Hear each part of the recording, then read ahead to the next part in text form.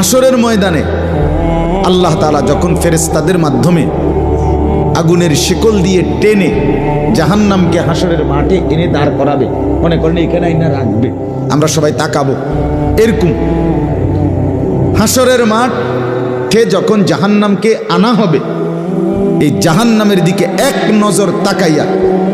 হাসরের ময়দানের সমস্ত নাফরমান পাপী বেঈমান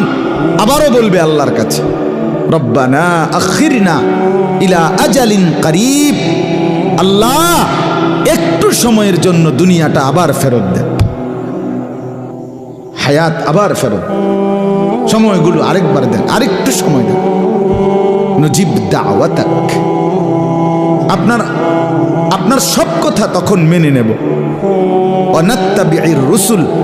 আপনার রসুলদের আনুগত্য করব। আল্লাহ বলবেন না, না বান্দা,